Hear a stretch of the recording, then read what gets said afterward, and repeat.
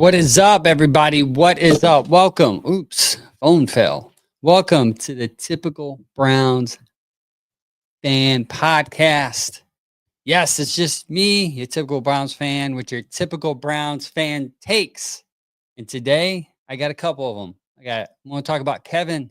I'm going to talk about Shedeur Sanders' performance against the Tennessee Titans. And I'm going to touch a little bit on the Bears, the matchup Sunday, against the Chicago Bears, who look beatable if you really dig deep. But can we play offense enough to be beatable, right?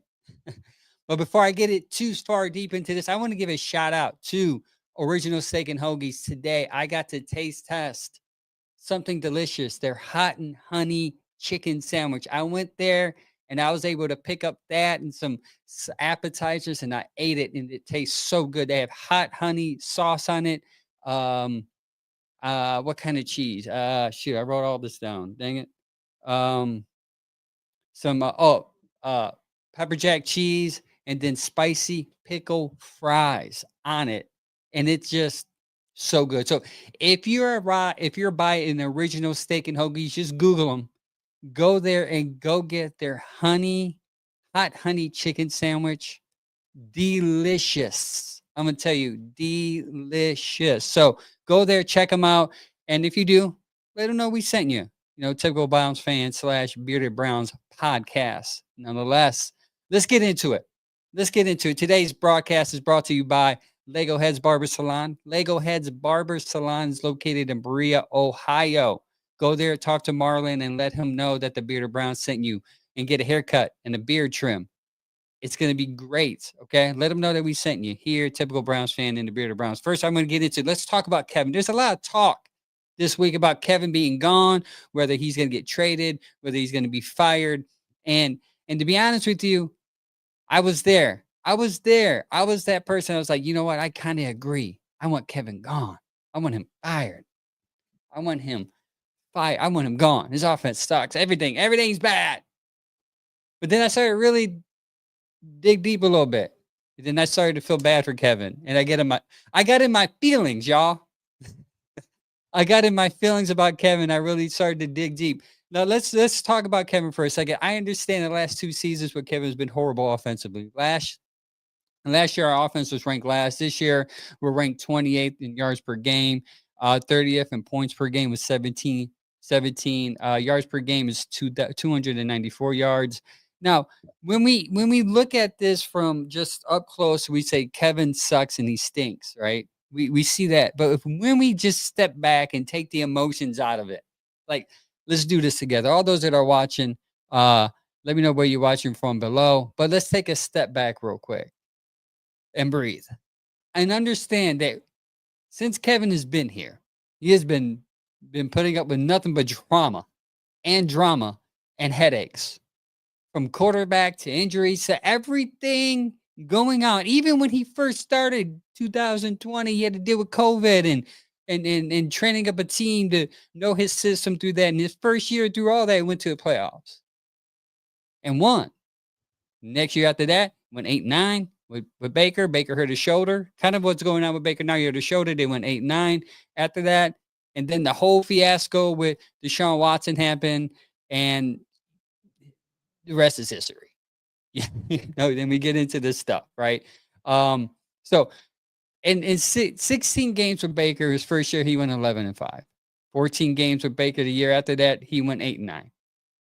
So altogether, the first 2 years, Baker, this is the Typical Browns podcast. Yes, it's a solo show tonight because I'm the typical fan. What's up, Don? Shout out to the Bearded Bastard Barbecue Sauce. Shout them out.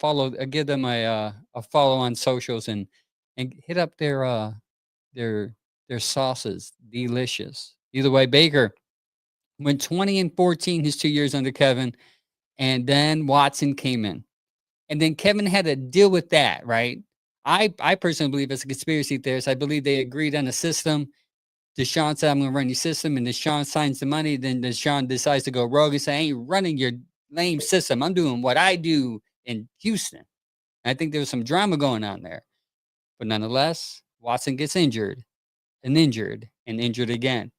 See, I can't help but to think here that this is not all on Kevin. And I think sometimes we put too much on Kevin. I think there are times that Kevin is just a puppet with the strings, just doing whatever he is told to do. Every year, he's had horrible situations at the most important position in football, quarterback.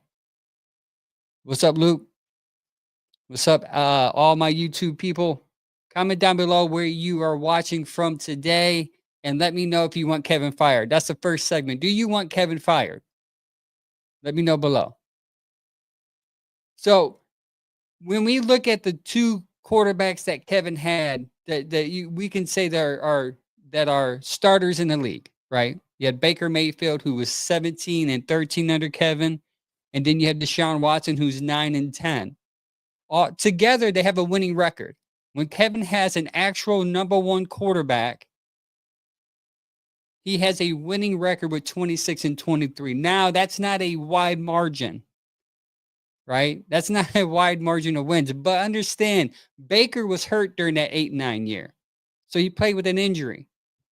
Should have sat him. That's a different story. That's a different podcast. Deshaun Watson, we know the story. 9 and 10, in and out of the lineup, hurt all the time. But with two quality starters, he has a winning record. Now, here's the thing that we often overshadow or we miss in general, is that the rest of his time here, he has 48 games without Baker or Watson. They're backup quarterbacks. 48 of those games, you went 17 and 31. With Zappy, Driscoll, Jameis, DTR, Flacco, Walker, Dillon, Sanders, and Jacoby Brissett. Tell me, this is how I talked myself into, like, is it really Kevin? Like, are we going to really blame all this on Kevin when his most important position in the league, he hasn't had one since Baker consistently? He had Zappy, Driscoll, Jameis, DTR, Flacco, PJ Walker. By the way, he was 2-1 with PJ Walker. Where's PJ at? Dillon, obviously we know Dillon. He's in the thing. Sanders, we're going to talk about him later, and Jacoby Brissett. He was 4 and 7, probably the second best on that line of backups that Kevin had. That, to me, shows a sign of unfairness when we judge him and a brighter scope of things. Not that if you want to bring down the next 2 years and like, well, his offense stinks. Who has he had at quarterback? DTR and Jameis. Jameis, known for turning the ball over. DTR, not even in the league. Whose fault was for DTR? Was that Kevin? Was that Andrew? Let me know. Now, if you want to put Dillon doesn't look too good, and there's a lot of talk that Kevin wanted Dillon. You got an argument there. That's something that you can hang your hat on. We'll both agree to disagree. So, but my question is, what coach would come in this organization and have a winning record the last 6 years under that situation, under the fact that your quarterback that you should have signed, you didn't sign. You went after a quarterback who had issues that you didn't know. Well, you probably did. You just ignored them, and you signed him for $250 million guaranteed. But he ended up just getting injured after the year, and you have to fill that void with backups. On top of that, you're stuck with talent because of the salary cap, which, by the way, Andrew Berry's navigated successfully. When Kevin had Baker, he won. When Kevin had Deshaun, he kind of won. Just one game off of 500. His offense looked somewhat good when Baker was here. Matter of fact, his offense when Baker was here was always top 15, top 12. That's all you would need with the type of defense we had today. If he had a top 12, top 15 defense, we would be probably top 5 in the AFC right now. I feel that no other coach other than 3 to 4 in the NFL would be successful in this organization with the crap that Kevin had to pull through. And I pulled up my 4 names. Whatever 4 names you have, if you disagree, I think Kyle Shanahan would have been successful here because he's a brilliant offensive mind. I think Sean McVay, love the guy. one of my favorite coaches in the NFL. He would have been successful here. We can say Tomlin. That's the one we want to run to. But here we go with Tomlin. I put him on the list because I love Tomlin, and I think he's a great coach. My issue with Tomlin is he hasn't won a playoff game. So eventually we would say Tomlin, but eventually we would be like Pittsburgh and eventually want him out because just going to the playoffs won't be enough. Tomlin hasn't developed a quarterback at all. He got Ben when he came to the team, and he inherited Ben and had not won a playoff game in about 10 years. And we would say Andy Reid. But Andy Reid was only been successful since what? Patty Mahomes. Do you see what's going on here? Kyle Shanahan is the only head coach that has won successfully with different quarterbacks. McVay has only won with the quarterback he has now. Stratford, he won. Tomlin's only won with Ben, and Reid has only really won with Patty. Without a decent to good quarterback or even great, your coach is crap. Kevin needs his quarterback. Kevin needs his quarterback. Y'all need to listen to what I'm saying. It's not Kevin. It's the quarterback. We have not successfully found a quarterback to help Kevin's system run successfully. This is what I've talked myself into. This is what I'm telling to myself. Oh yeah, Big Vay went with Goff too. And we see what Goff has done in Detroit. Now, he has not won his playoff game yet, I don't think. But either way, Goff is McVay and Shanahan would be my top two guys. I love those two guys. Those are the guys I would replace with Kevin tomorrow. But my argument for Kevin is, how can we evaluate him as a coach if we have not found a quarterback in which to evaluate him from? And if we go by the last quarterback he had that is good in the NFL, Baker, he had a winning record with Baker. Baker looked good under him. Besides when the year here to shoulder. Our offense was top 15 with Baker. So if you could give me a Baker, our offense would look good under Kevin. Now, I would even argue it would probably even look better because I like Tommy Reese and the wrinkles that he's added to this offense. Speaking of quarterbacks, if you give me a quarterback under Kevin, I think we can win. Matter of fact, I think we found one. I'm just going to go on record. I think we found a quarterback. I don't think we need to draft a quarterback. I think what we need to do is draft Tate. Give me some offensive linemen. Give me Cooper from I think his name's Cooper from Indiana. Give me two receivers and some offensive linemen, and just let Shedeur cook. Let Shedeur cook. True, Don. Yeah, 2020 was heavy run with who? You had Chubb. Baker had Chubb. We have Q. If you give me a quarterback, which, by the way, we have a quarterback. We got a running back. Give me an offensive line and some weapons outside. I'm good. I'm good with Shedeur Sanders. I'm planting my feet on him. I know it's just 3 weeks in. I know it's just that people just say just the Titans, which, by the way, they have top middle of the road pass defense, and he did what he did without a running offense. So all the pressure was on him. I'm not getting too far deep in myself right now. I'm getting too excited.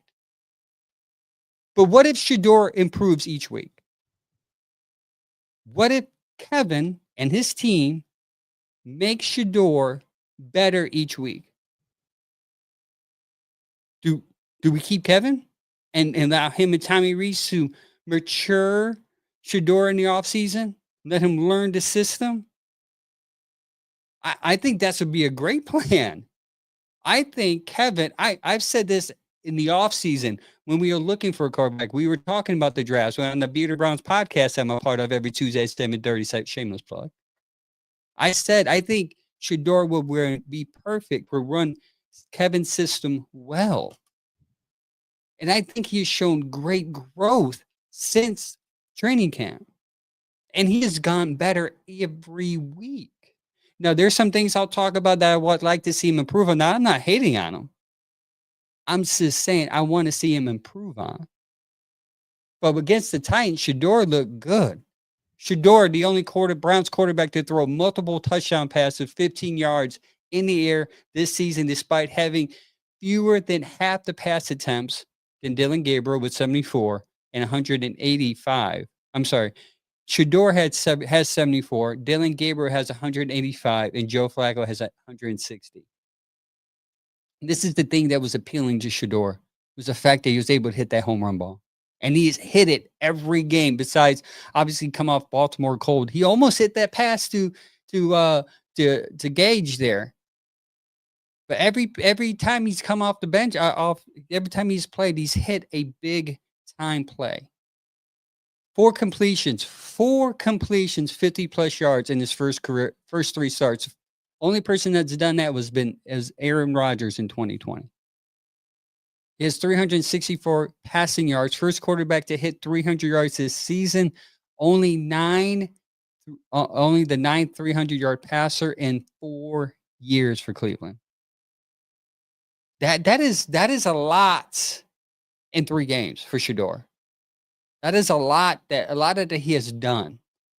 A lot that he has accomplished. I want to see Kevin and Shedeur for 1 more year. I want to see him have a full training camp, a full offseason under Kevin. And I know a lot of people hate Kevin. I posted some on Facebook, a reel about promoting it. Like, I think we should, and people are like, no, get rid of him. He never believed in him. And if you read reports, though, even Shedeur said, like, the Hungry Dogs thing helped him. And Kevin is helping him. And actually, today, Shedeur came out saying, one thing I like about Kevin is that when I ask why, Kevin answers. He doesn't say, do it this way because I want it this way. He says, when Kevin says, this is what we need to do, and he says why, Kevin gives me an answer and an explanation, and he says, because of that, I'm learning. Kevin is helping him grow, despite how fans feel about the situation. Sure. Did he want Dylan? Sure. Let's just say yes. But should we hold that against him in spite of it? No. Because I'll give you a perfect example. Kyle Shanahan, they drafted Trey Lance in the first round. They traded picks to get him. Bum. But they drafted Mr. Irrelevant, Brock Purdy, stud. And guess what? They quickly moved on from Trey Lance and play Purdy, and they're winning. Not one peep under the 49ers fan base about it. Not one peep. Why? Because they're winning. So why are we focused on the fact that Kevin wanted Dylan? He got it wrong. Cool. You know how many times Andrew Berry got it wrong? A lot. But what's beautiful about Kevin is that he's adjusted and he knows what's good for the team, and he's helping the team with Shedeur. So let's stop. Let's stop with this divisive talk every freaking week. I know the radio doesn't help because they have their opinions, and we all have our opinions. That's why I'm on a podcast, because I talk too much and I have an opinion. Fun. Now, one thing. Now, he's going to have struggles, right? Let's look at the third quarter against the Tennessee Titans. Are you ready for this? So there's 2 3-and-outs in the third quarter. The offense completely just pooped out. 2 drives ended near midfield in the third quarter without any points. With 1:41 remaining in the third quarter, that's the exact time that he threw that interception. Horrible interception. He admitted it. I'm going to learn from it. He said, I try to play hero ball. I'm trying to make a play. And this is where I want to come to right here. I said this a couple of weeks ago on my podcast. If Shedeur can learn how to manage the game for the first couple of years, he's going to be successful. Just take whatever the defense gives you. Who cares if people are complaining, oh, it's yak yards, it's just a swing pass, and the running back ran for 50. Who cares? Because what you're doing, Shedeur, is you setting it up. Because the defense is going to have to count for the screen pass. Now they're going to have to count for the fact that you can throw 50 yards down the field. And guess what that's going to do? That's going to open up Junkins for running in between the tackles or outside the tackles. That's going to change the whole offensive schematics or scheme. I'm getting too excited. Sorry. This is what I see when I think Thor and Kevin together. I don't know why I think that way. Maybe I'm the only fan that sees it. And my hope is that I talk people into it. I hope I start a little cult of Kevin Shedeur followers. We can wear chains and khakis or something. I mean, watches and khakis. I don't know why, but it just sounds right. I don't get it. But what's beautiful about that, despite that interception with 141 to go, and by the way, that led to the Titans touchdown. So that's crucial. That's understandable. It did not break him. It did not break Shedeur Sanders. No, and this is what I love about Shedeur. Dude can make a mistake. He'll come back and be like, I'll put the team on my back. The fourth quarter was beautiful. Beautiful fourth quarter. And for some reason, I just like, man, this dude might prove me wrong because I picked them to lose. I just had a feeling that they were going to lose, maybe because of Vegas had them Tennessee is Browns at 3.5-point favorites. I thought that was a little weird, but that tells me that they believe in Tennessee a little more. But anyways, I said, all right, let's go. Shedeur in the fourth quarter, 2 drives in the fourth quarter, 2 touchdowns, 1 passing, 1 rushing. 7-yard touchdown run, first career rushing touchdown. And it's not just a rushing touchdown. That dude made plays with his legs. He made plays with his legs, and it was amazing. And that 7-yard touchdown pass to Harold Fannin, beautiful. Beautiful. That's what we saw in college. That's what I saw when they drafted him in the 5th round. I said, we're going to get a steal if he can just get on the field. He's developing into something even better than he was when he's in at Colorado, in my opinion. Sanders was responsible for every single touchdown in that game. Every touchdown, either he passed or he ran it in. That's playmaking ability. And I'm sorry, if you don't like Shedeur and you did not see how he played against Tennessee and you did not change your mind, you have no soul. Shedeur Sanders took the team on his back in the fourth quarter and tried to bring them back. Now it goes against, now I'm going to talk about something that went against my argument here before. Kevin, you got to let him cook. You can't take the ball out of his hand. Tommy and Kevin, what were you thinking? Going for 2 without your dude that took you down there. Come on. Let's be smarter here. I get it. The analytics say that. Like sometimes you got to take the analytics out of your heart, put some emotion in it. Put some emotion in the heart and say, this dude has been cooking and we're not taking the ball out of his hands. That is the only knock I wish Kevin would understand. It's like you can't always be number base in football. You can't be number base. You have to get in the moment and understand that Shedeur Sanders right there could have won the game twice for you. But you looked at your sheet and you read the numbers a little too deep. You know me, sometimes I like to rhyme my words. Just drop a beat. Oh, sorry. Nonetheless, he had us in moments to win that game. Maybe, I'm hoping Kevin learns from that. Kevin puts that up. Nope, that's on me. Next time, Shedeur, during that one-on-one meeting, he'll come up to Shedeur and be like, listen, you're a hungry dog. I made a mistake. Next time we get in that goal line for 2-point play, I'm not taking the ball out of your hands. You were cooking? My bad. I'll learn from that. That's what I'm hoping Kevin said to him. That's what I imagine Kevin is saying to him, hopefully. It's crazy that fourth quarter to me changed my whole scope about Shedeur. And I said, hey, it's been a while. It's been Baker a while. Actually, the last time they did it, Watson was there. He was able to take them to come back in Baltimore from behind double digits. But that really excited me. So he drives down the field twice and gets 2 touchdowns for 12 points in 3 minutes. I mean, what more can you ask for a rookie quarterback in his 3rd game? He also had, again, I said this before, he had no running game. The Browns had 29 yards rushing. Yeah, he had 29 yards rushing on 3 carries. Junkins, Sampson, and Corley combined for 17 carries, 32 yards. That's an average of 1.8 yard a carry. 1.8. Again, it's not I got some numbers here. It's not Junkins' fault. We're going to put Junkins. He had bulk of the carries. I think he had 14 of those carries. Junkins, week 2 to week 5, averaged 4.8 yards per carry. Yards after contact, meaning when he was hit, he still got 4 2.15 yards after contact. That means as soon as he hit the hole, boom, he got contact. What's up, Dad? My dad just in the chat. My dad just in the chat. My dad just said hello. It's Jonathan Ortiz. That's my dad. What's up? See, I am Puerto Rican. Look at my dad. He ain't white. I know I look white, but my dad's Puerto Rican. See, there's proof. There's biological proof my dad's Puerto Rican. So, guys, I'm Puerto Rican. That's why my name is Angel Ortiz, named after my grandfather. Nonetheless, Junkins, explosive run rate was 8.3 from weeks 2 to 5. Mind you, he didn't play week 1 because he got, that whole ordeal with him. Week 6 to last week, Junkins has fallen off the cliff. Over the last 5 weeks, he's averaged only 3.1 yards per carry. That's 42, ranked 42 in NFL. Only 2.7 yards per contact, which is ranked 27th in the NFL. And I think he's averaging about 3.5 explosive play run rate, which is down significantly. Now, you're going to ask yourself, why is this happening? It's simple. Again, it goes back to my Kevin argument. The reason why he is not winning currently isn't all on him.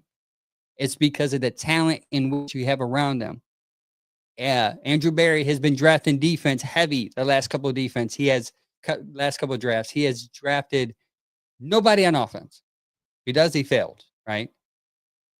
If he does, he failed. So our offensive line sucks.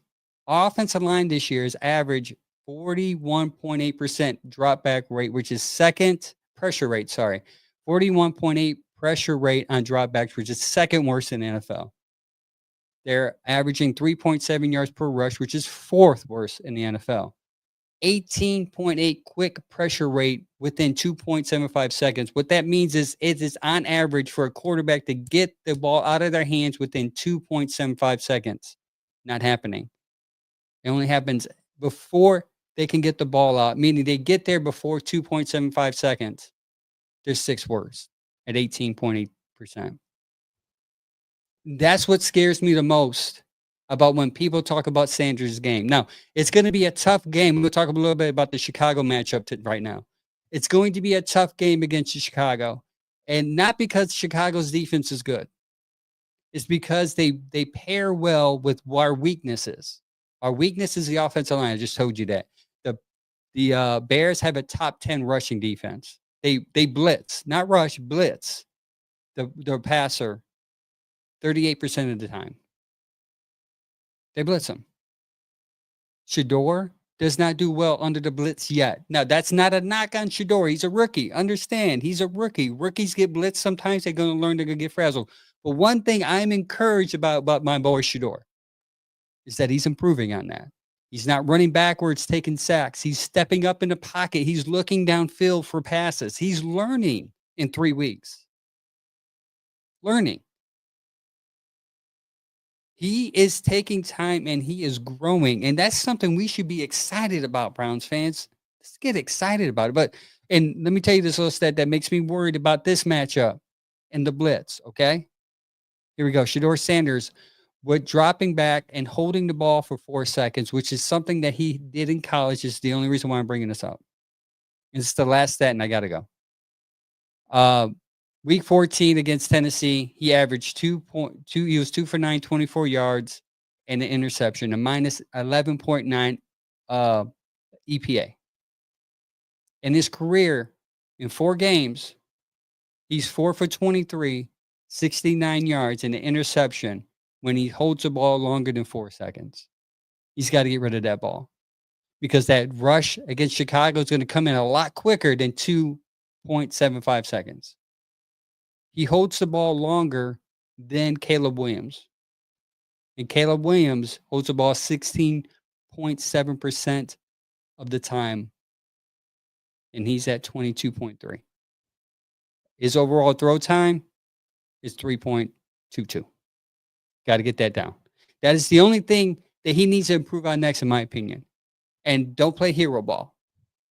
Focus on what you can control and what you can control only, and that is hit the open guy wherever they are.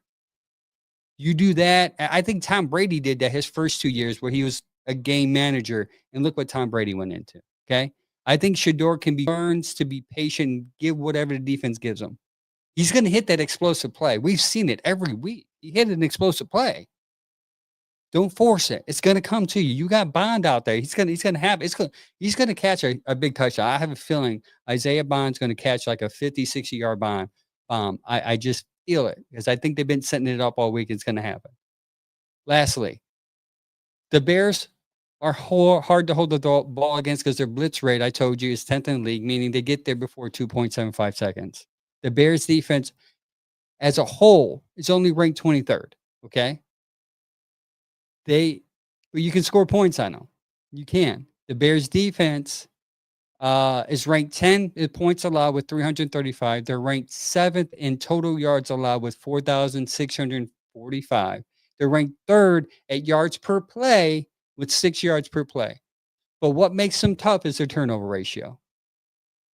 They lead the league with 18 interceptions and 9 fumble recoveries. That's 27 total turnovers. That's a plus 17 turnover ratio. You want to know why? Because they take care of the ball on offense. Caleb Williams, 6 interceptions. And the team as a whole on offense, 2 fumbles. That's only 8 turnovers they've had on the year. They don't turn the ball over. They just don't. That's why you can't turn the ball over. Because if they're turning the ball over less and they take the ball over from you more, they score more. They have more opportunities to score. I really think that I'll close out with this. I really think the Browns can win this game. And I know they're 7.5-point underdogs from last I saw. I could be wrong. They could have changed. This line scares me. It might be all backups. But Shedeur has to get the ball out. And Jenkins needs to run. They need to be faithful to run, hold the ball, control the clock, keep Caleb Williams off the field, and that pass rush needs to get there. I need 2 sacks from Miles and a couple from the other guys. I think we can win this game. I'm going to say 17-13. Quick clips. Come on. 410 yards is going to be minus 10 there. I don't know if they're going to throw the ball a lot. I would love that. Quick clip said, Shedeur Sanders, 410 yards, 4 touchdowns, 0 interceptions, 42-14 Cleveland. Let's go. I know what? You know what? Click. I'm there. I'm with you, bro. That's the score. Let's go. Browns win, baby.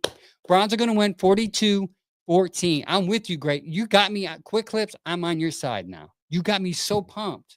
I actually probably pumped myself up too. But either way, I think Shedeur, if he learns to get rid of the ball quicker, he's going to improve even more. And here's the deal, though, and I'll close with this. I said that 5 times, but you'll get used to me.